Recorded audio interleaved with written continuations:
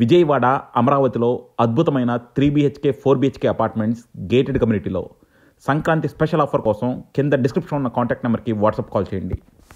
Hi, hello, welcome to icon politics. నేను మీ పాషా. ప్రస్తుతం మనం పుణ్యక్షేత్రం అయినటువంటి భద్రాచలంలో ఉన్నాం. ఇక్కడ భద్రాచలాన్ని దాదాపు ఆంధ్ర తెలంగాణ విడిపోయి 14 సంవత్సరాలు అవుతుంది. భద్రాచలాన్ని పట్టించుకున్న నాదుడు అనేవాడే లేడు. బీఆర్ఎస్ ప్రభుత్వం 10 సంవత్సరాల అధికారంలో ఉంది. ఇప్పుడు కాంగ్రెస్ ప్రభుత్వం ఏలుతుంది. కానీ భద్రాచలాన్ని మాత్రం నట్టేట ముంచేశారు. ఈ విషయం గురించి మనతో మాట్లాడడానికి, అంటే వాళ్ళ బాధని వెలిబుచ్చుకోవడానికి ఇక్కడ ఒక ఆదివాసి ఉన్నారు. ఆయన అడిగి తెలుసుకుందాం. హలో అండి, నమస్తే. నా పేరు ముజాహిద్. నేను దాదాపుగా ఇప్పుడు నా ఏజ్ వచ్చేసి 32 years. దాదాపుగా నేను పుట్టింది భద్రాచలమే. ఇక్కడే ఆల్మోస్ట్ నా ఎడ్యుకేషన్ మొత్తం ఇక్కడే కంప్లీట్ అయిపోయింది. నేను మొత్తం నా ఎడ్యుకేషన్, నా ఇంటర్ కానీ నా గ్రాడ్యుయేషన్ మొత్తం ఇక్కడే కంప్లీట్ అయిపోయింది. ఇప్పుడు నేను హైదరాబాద్లో జాబ్ చేస్తున్నాను. నేను నా చిన్నప్పుడు ఎప్పుడైతే నేను భద్రాచలం వదిలేసి వెళ్ళానో, నా చిన్నప్పటి నుంచి నేను భద్రాచలంలో ఉంటాను.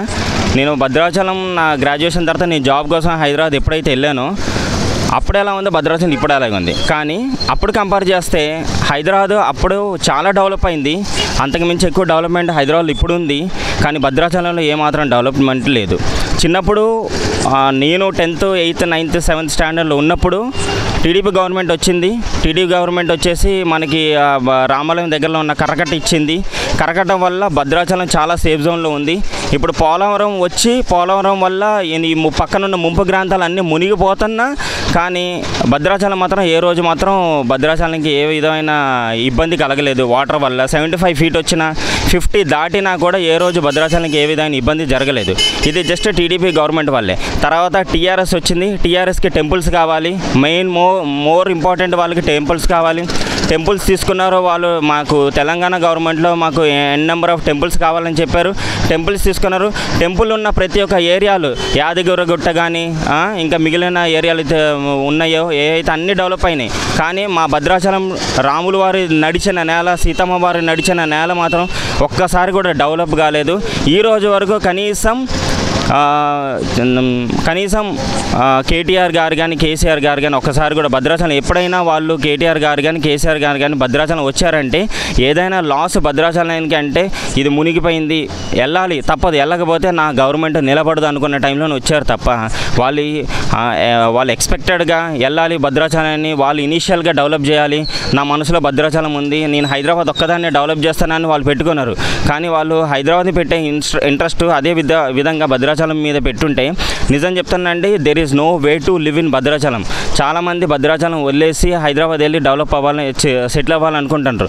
మాలాంటి వాళ్ళకి మా గ్రామం అంటే, మా భద్రాచలం అంటే చాలా ఇష్టం. కానీ ఇక్కడ మాకు మినిమం, ఇక్కడ ఉన్న వాళ్ళకి కూడా మినిమం సోర్స్ లేదు. నేను కనీసం రేపు పొద్దున ఎవరికైనా చెప్పాలనుకుంటే మీరు బతకగలరు భద్రాచలం అంటే ఒక మినిమం సోర్స్ కూడా లేదు.